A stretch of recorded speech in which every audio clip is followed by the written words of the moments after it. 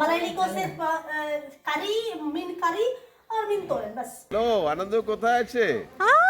আনন্দ বাড়িতে বাড়িতে আছে নাকি? কোকোনাটের মতো একটা গাছ পাওয়া যায়, সেটা কেরালাই সংসার এটা শুধুমাত্র একটি ইউটিউব চ্যানেল নয়, বরং এক বাঙালি মেয়ের মালায়ালি জীবনের প্রতিদিনের অনুভূতি। আমি শিউলি, আর এটাই আমার গল্প। একজন বাঙালি মেয়ের জন্য সবচেয়ে কঠিন কাজ কি জানেন? মালায়ালি শাশুড়িমাকে বোঝানো সর্ষে বাটা দিয়ে মাছ ভাপিয়ে এক থালা গরম ভাত নিমিষের মধ্যে কিভাবে সাঁটিয়ে দেওয়া যায়। ये हम लोगों का रेसिपी है, मैं सबको पता है, मैं मुझे अकेला नहीं पता। मलाइली को सिर्फ करी मिन करी और मिन तोरन बस, और कुछ नहीं। और कुछ है मलाइली को खाने के लिए मिन फ्राई मिन करी मिन तोरन, 3 ओनली रेसिपी। और कुछ है हम लोगों का कितना है, ये है सोरसे भापा, सोरसे भापा भापा अरे मच्छी का पापा मच्छी का पापा कौन है? भापा भापा स्टीम पापा भापा, स्टीम। हाँ उसको भापा बोलते हैं, सोरसे भापा। हमने नाम डाका स्टीम करके बड़ी इसको फ्राई भी कर सकता है, इसको करी बना सकता है, प्लेन करी। पिन्ने कालिया बना सकता है, कालिया माछेर कालिया। আজ শুধু আমার সংসারের গল্প নয়, আজ এই গ্রামের ইতিহাসের দিন। আজ আমাদের গ্রামের দুর্গা মন্দিরে একটি নতুন গেটের শুভ উদ্বোধন অনুষ্ঠিত হতে চলেছে। এই পবিত্র মুহূর্তে সাক্ষী হতে আমরা সবাই গর্বিত ও আনন্দিত। এই সুন্দর ও ঐতিহ্যবাহী গেটটি আজ আনুষ্ঠানিকভাবে উদ্বোধন করবেন শ্রী রামকৃষ্ণ আশ্রমে সম্মানিত মাতাধিপতি নির্বিনানন্দ মহারাজ। তাহলে আপনারা ব্লগটি স্কিপ না করে পুরোটাই দেখুন, আশা করছি আপনাদের ভালো লাগবে। ইপো খাইনি লিও লাস্ট টাচ আপ। আনন্দ কোথায় আছে? আনন্দ বাড়িতে বাড়িতে আছে নাকি? ঠিক। এই যে আঙ্কেল না, এই আঙ্কেল বাংলা এই জন্য ভালো বলতে পারছেন কারণ এই আঙ্কেল একটা বাঙালি কোম্পানিতে কাজ করতেন, আর আঙ্কেলের খুব ইন্টারেস্ট ছিল বাংলা শেখার জন্য, সেই জন্য শিখে গেছেন। এই গেটটি নির্মাণ করতে খরচ হয়েছে প্রায় 80 লক্ষ টাকা। আর সবচেয়ে গর্বের বিষয় হলো এই সম্পূর্ণ অর্থ এসেছে গ্রামের সাধারণ মানুষের দান ও ভালোবাসা থেকে। এটি শুধু একটি গেট নয়, এটি গ্রামের ঐক্য, বিশ্বাস, সংস্কৃতি আর সম্মিলিত শক্তির প্রতীক।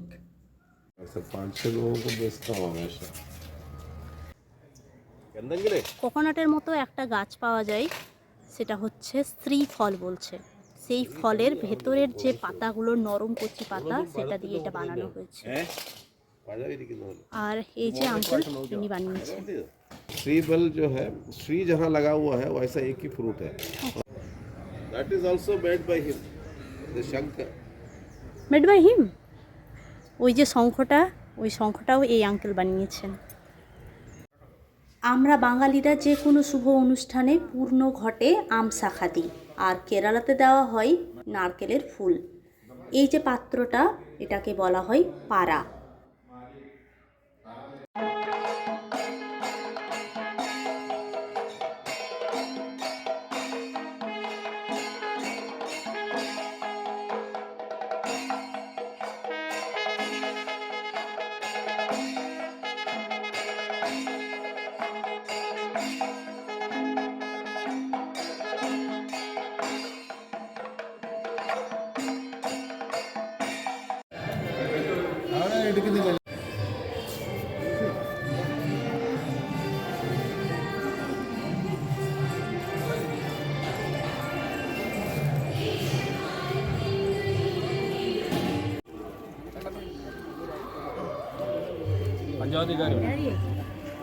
এখন এনারা যাচ্ছেন মহারাজকে ওয়েলকাম করতে। মহারাজ আর কিছুক্ষণের মধ্যেই উপস্থিত হবেন।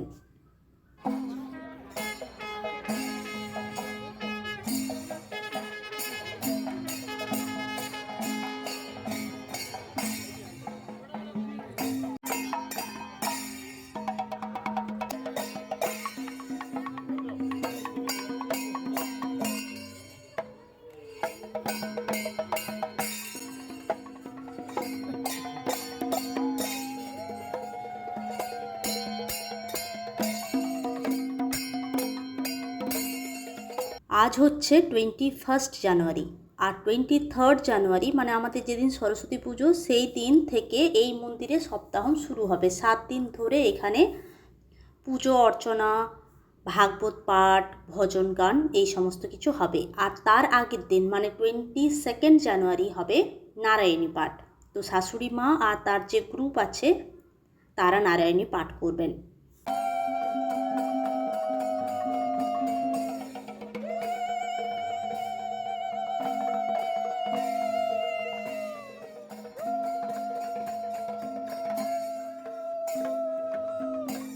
আগের দিন একটা ছোট্ট ভিডিও শেয়ার করেছিলাম যেখানে এই উলু দেওয়ার শব্দ শুনেছেন। আর যারা নতুন তারা আমাকে জিজ্ঞাসা করেছেন কেরালাতেও কি বাঙালিদের মতো রীতি আছে উলু দেওয়ার।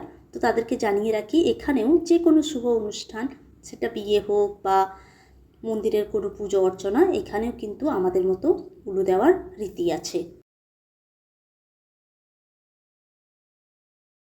Good morning.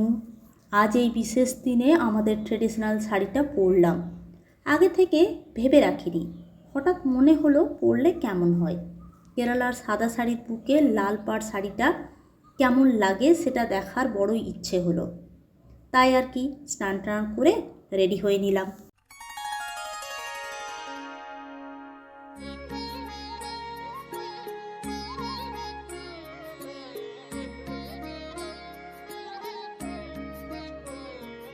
এখন বাজে হচ্ছে সকাল 6:30।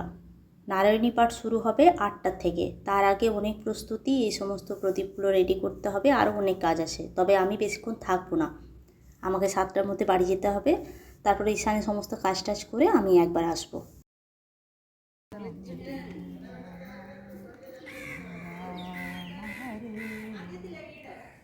ঘরটাও তো দেখতে হবে, শাশুড়ি মা আজকে সারাদিন ওখানেই থাকবেন। আজকে আমার পুরো দায়িত্ব, সমস্ত কিছু রান্না বান্না সমস্তই আমাকে করতে হবে। তো সেই জন্য ব্রেকফাস্টটা বানিয়ে দিয়ে একবার যাবো, কয়েকটা শট নিয়ে আসবো। তো এই শুরু হলো, আমাকে একটু করে নিই, তারপরে যাবো। ঘর থেকেই শোনা যাচ্ছে।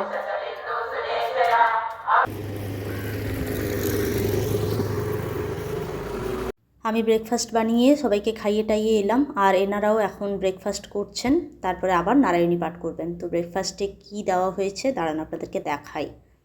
ব্রেকফাস্টের মেনু হচ্ছে ইডলি, সাম্বার আর নারকেলের চাটনি, আর সাথে হচ্ছে কফি।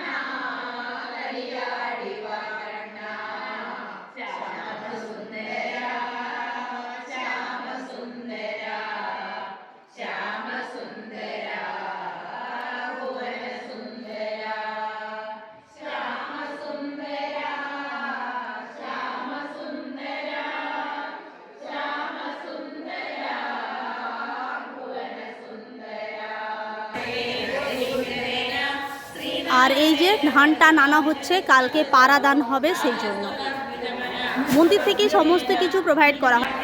আর এইদিকে সাজানোর কাজ চলছে, লাইট টাইট দিয়ে সাজাবে পুরো মন্দিরটা। এই যে কাকু, এই কাকুর বাড়ি হচ্ছে দক্ষিণ দিনাজপুর। আমাকে দেখেছে বাংলাতে, আমি বলছিলাম নিয়ে আমাকে জিজ্ঞাসা করছে বাড়ি কোথায়। এই কাকু এই মন্দিরেই কাজ করে, আমাদের গ্রামের দুর্গা মন্দিরেই কাজ করে। ঠিক আছে কাকু। তবে চলুন আজকের ব্লগটি এইখানেই শেষ করছি। ব্লগটি কেমন লাগলো জানাবেন, ভালো লাগলে একটি লাইক আর শেয়ার করবেন। আর আপনাদের সাথে আমার দেখা হচ্ছে আমার পরের ব্লগে। সবাই খুব ভালো থাকবেন, সুস্থ থাকবেন আর খুব আনন্দে থাকবেন। ধন্যবাদ।